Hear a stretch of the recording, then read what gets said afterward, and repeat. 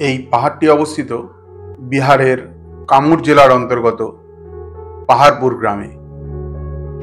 আর এই পাহাড়ের শীর্ষেই রয়েছে ভারতবর্ষের অন্যতম রহস্যময় প্রাচীন শক্তিপীঠ মা মুন্ডেশ্বরীর মন্দির। অনুমান করা হয় এই মন্দিরটি খ্রিস্টীয় প্রথম শতকের দিকে নির্মাণ করা হয়েছিল, অর্থাৎ এটি প্রায় 2000 বছরের পুরানো মন্দির।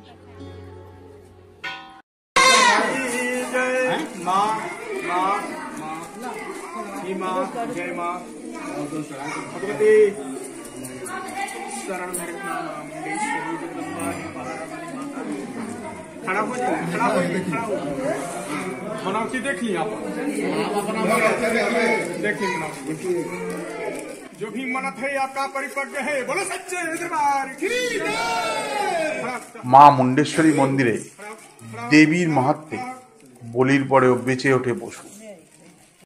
মন্দিরে বিরাজমান শিবলিঙ্গের রঙও নাকি পরিবর্তন হয় প্রতিদিন।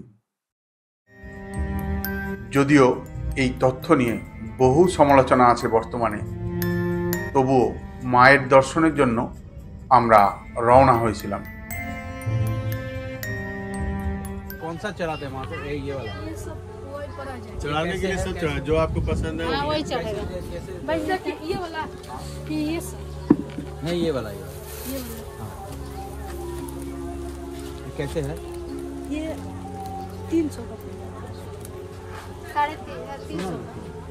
वो नहीं, आप एक बार में बताइए। हम बच्चे के लिए आए हैं, तो जैसे आप बार्गेनिंग हम नहीं करना चाहते, ठीक है? जैसे आपका भी कुछ रहे, हम लोग का भी रहे, टाइम ठीक है, जो जिसमें आप लोग दे सकते हो सही रेट। हाँ, सही रेट से हम बच्चे के लिए आए हैं, ठीक है? टाइम ठीक से ये जैसे हाँ कई जगह तुम क्या आई दीदी आप लगा लीजिए। क्यूट हो गया आप लगा लीजिए। चुनरी चढ़ा में बोल जय माता दी, जोड़े बोल। वो तुम जो बनाए हो दो आने के टाइम।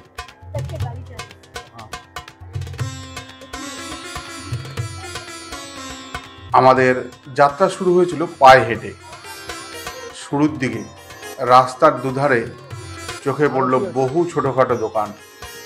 বেশিরভাগ দোকানেই বিক্রি হচ্ছে মায়ের পূজা সামগ্রী। কিছুটা এগোতেই দেখতে পেলাম পাথর খচিত রাস্তা, আর রাস্তার চারপাশে সবুজ বন। এই যাত্রার একটি পদক্ষেপ যেন আমাদের কাছে ছিল একটি শুদ্ধিকরণের ধাপ।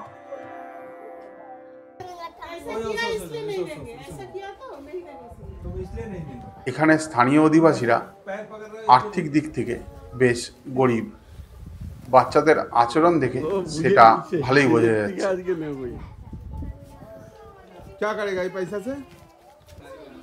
একটু শ্বাসকষ্ট হচ্ছিল ঠিকই, কিন্তু তখন আমরা মায়ের নাম স্মরণ করে এগিয়ে যাচ্ছিলাম মন্দিরের পথে। হঠাৎ চোখে পড়ল সামনেই বিক্রি হচ্ছে আখের রস।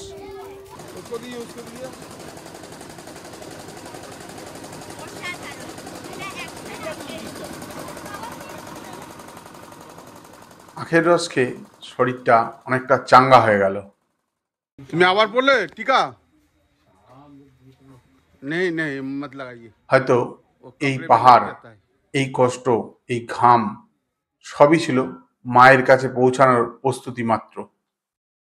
जय माता दी, জয় মাতা দি, जय मां मुंडेश्वरी। যাত্রাপথেই দর্শন পেলাম গণেশ ঠাকুরের।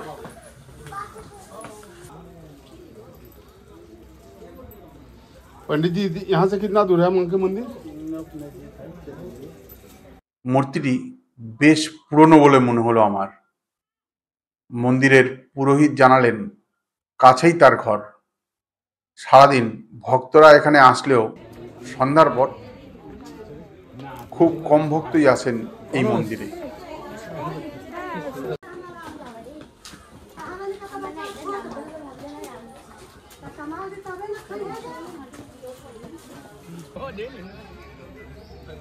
আমরা মন্দিরের প্রায় কাছাকাছি পৌঁছে গেছি। পাশেই রয়েছে জুতো রাখার জায়গা। नहीं नहीं नहीं सीढ़ी আছে বলছো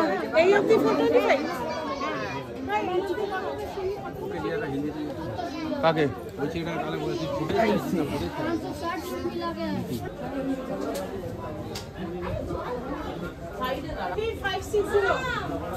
কোথায় লেখা আছে? ও বললো কটা সিঁড়ি নিচে থেকে? একদম নিচ থেকে উপর পর্যন্ত 560 টা। আমি মাঝপথ থেকে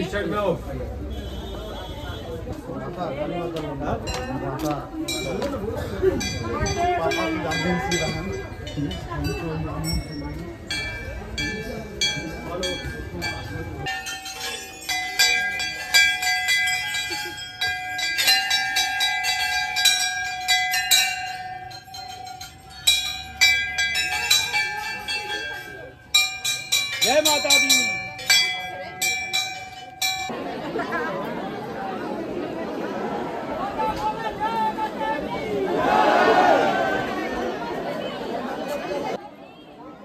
আজ কোনো বিশেষ পুজোর দিন ছিল, তাই মন্দিরে এত ভিড়। ভক্তরা নিজের ইচ্ছে মতন পুজো করতে ব্যস্ত।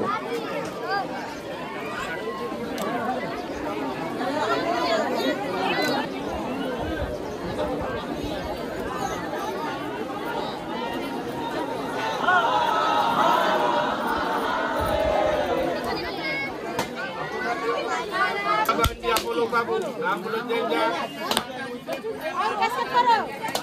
हाँ, दो हाथ में, दो मामा के हाथ में लग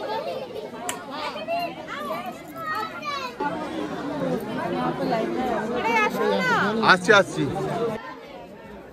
মন্দিরের দরজায় পৌঁছতেই এক অপার্থিব প্রশান্তি যেন আমাদের গ্রাস করে নিল। ভিড় ঠেলে মন্দিরে প্রবেশ করেই মায়ের দর্শন করলাম। এই মন্দির এমন এক স্থান যেখানে মা মুন্ডেশ্বরী স্বয়ং বাস করেন।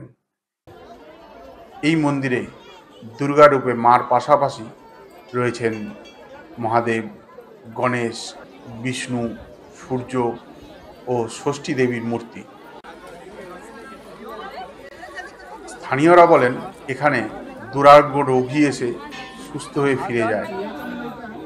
নিঃসন্তান মা হন সন্তানের অধিকারিণী। ফেরার সময় আমরা বেছে নিয়েছিলাম মন্দির থেকে নেমে আসার অন্য এক রাস্তা। এটা আসলে একটা সড়ক পথ। এ রাস্তায় গাড়ি মন্দির অবধি পৌঁছায়, কিন্তু রাস্তাটা খুব সরু।